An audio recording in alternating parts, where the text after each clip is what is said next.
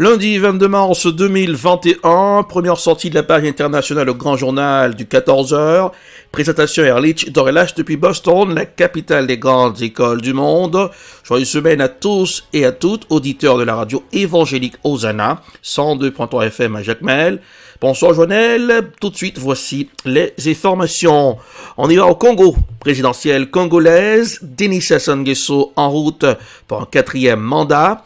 Une élection boudée par les Congolais, qui brise parfait Kolilas, principal rival du président Denis Sassou Nguesso à la présidentielle du 21 mars au Congo-Brazzaville, est mort du Covid-19 lors de son évacuation sanitaire vers la France, quelques heures après la clôture du scrutin. Voici un reportage de confrères de la RT. Une élection boudée par les Congolais.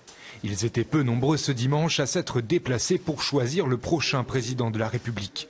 Dans certains bureaux de vote, le taux de participation atteignait à peine les 10% à la fermeture. Une abstention qui n'a pas empêché le président Denis Sassou Nguesso de se féliciter du processus électoral. Ceci se passe jusqu'à la fin. On pourrait dire que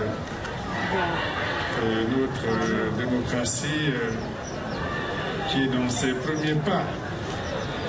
On pourrait dire que notre démocratie est en bonne santé. Pourtant, plusieurs irrégularités ont bel et bien été constatées. À Brazzaville, les représentants du Parti congolais du travail, au pouvoir, étaient souvent les seuls délégués politiques présents dans les bureaux de vote. Des électeurs se sont également plaints de ne pas voir leur nom figurer sur les listes électorales. D'autres n'ont tout simplement pas reçu leur carte d'électeur. Des irrégularités dénoncées par les candidats de l'opposition. Mes impressions, c'est que dans ce bureau de vote, il n'y a pas beaucoup de gens qui viennent. Je ne sais pas pourquoi. Ça doit être dû aux conditions d'organisation des élections. Moi, j'habite le secteur. J'ai constaté que dans tout le secteur, les gens n'ont pas eu des cartes d'électeurs. Une opposition dont le meilleur espoir vient de s'éteindre.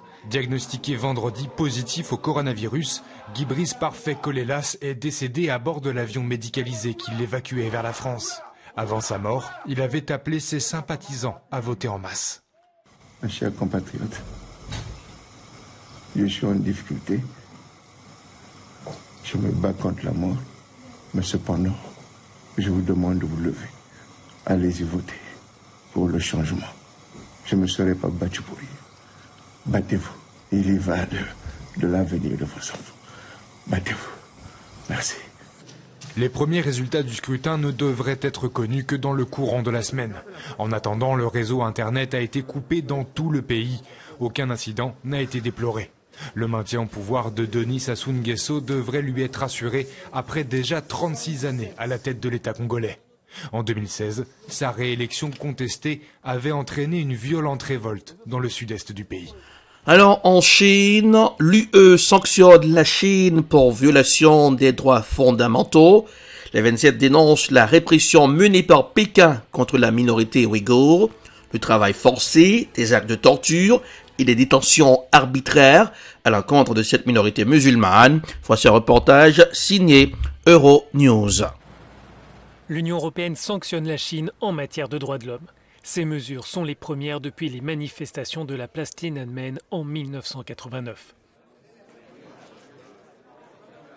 Les 27 ministres des Affaires étrangères gèlent ainsi les avoirs de 4 personnalités chinoises qui sont aussi sous le coup d'une interdiction de visa. Ces mesures sont une réponse à la répression menée par Pékin contre les Ouïghours.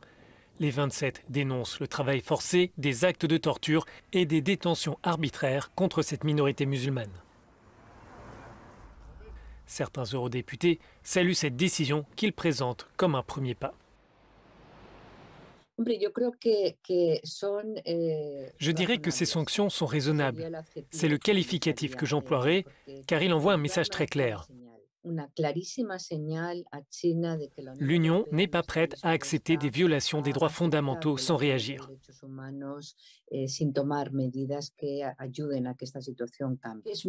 Il est important d'avoir une concurrence juste en matière commerciale et c'est pourquoi les principes et les valeurs européennes doivent être défendus. Les autorités chinoises ont déjà annoncé des mesures de rétorsion contre 10 personnalités et 4 entités européennes. Cette position de l'Union ne fait d'ailleurs pas l'unanimité au sein des 27. La Hongrie critique cette décision. Ces sanctions sont possibles depuis la mise en place en décembre dernier d'un mécanisme qui permet aux Européens de punir les personnalités impliquées dans des cas de violation des droits de l'homme. Les ministres des Affaires étrangères ont aussi adopté des mesures contre des responsables birmans, libyens, nord-coréens, sud-soudanais ou encore russes. Direction la Birmanie, répression meurtrière en Birmanie. Le chef de la junte sanctionné par l'UE, le général Min Aung Hlaing, à l'origine du coup d'État contre Aung San Suu Kyi, et 10 autres personnalités ont été sanctionnées par l'Union européenne, accusées d'avoir réprimé les manifestants pro-démocratie dans le sang. Ils voient leurs avoirs gelés en Europe et sont interdits de transiter par l'UE. Voici un reportage signé France 24. Brandissant des drapeaux de la Ligue nationale pour la démocratie, le parti d'Aung San Suu Kyi, des dizaines de manifestants anti-junte une nouvelle fois dans les rues de la ville côtière de Dawei. Ils réclament la libération des habitants arrêtés et dénoncent l'usage de la force par la police birmane.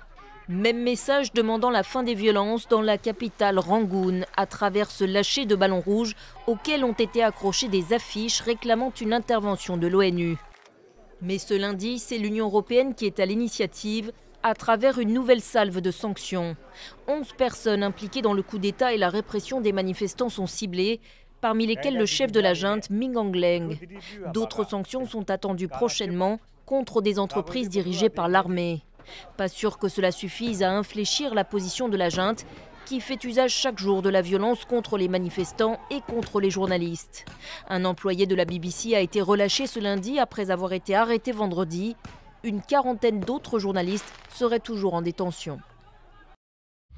En Tunisie, la Tunisie lance son premier satellite Challenge One. La Tunisie est le premier pays du Maghreb à fabriquer son propre satellite et le 6e pays africain selon le site spécialisé Space and Africa. Voici un reportage signé Africa News. La Russie a mis sur orbite 38 satellites étrangers depuis son cosmodrome de Baïkonour au Kazakhstan.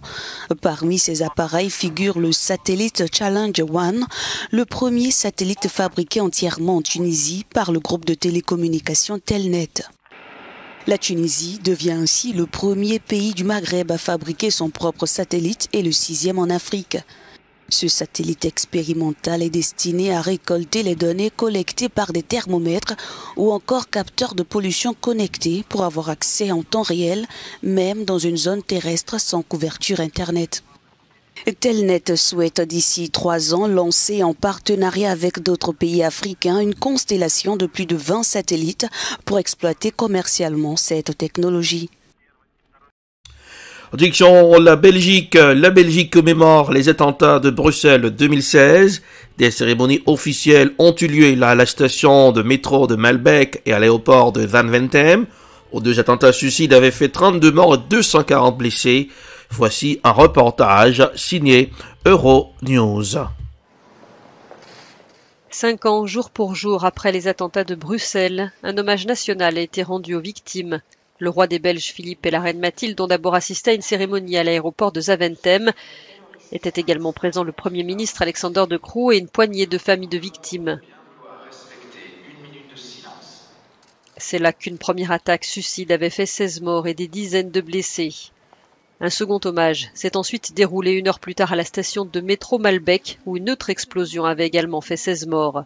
Ces attentats perpétrés par 3 kamikazes avaient été revendiqués par l'organisation État islamique. Outre les 32 morts, plus de 340 personnes ont été blessées. Aline, Patricia, Mélanie.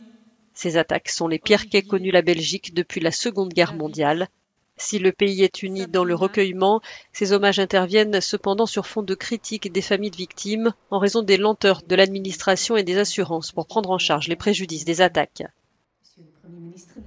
Ainsi prend fin la page internationale au grand journal du 14h. Présentation Erlich Dorelash depuis Boston, la capitale des grandes écoles du monde. Production EdProd, réalisation Télé Beltop pour le compte de la radio évangélique Hosanna 102.3 FM à Jacmel. Oui, bonsoir Joannel, température sur Boston pour aujourd'hui 58 degrés Fahrenheit, ça donne 14 degrés Celsius. Et pour Jacmel, 82 degrés Fahrenheit, ça donne 28 degrés Celsius. Oui, joyeux lundi, gardez le sourire parce que le sourire ça rajeunit Le visage, rendez-vous c'est pour demain pour la page internationale au Grand Journal du 14h. Au revoir tout le monde, à demain.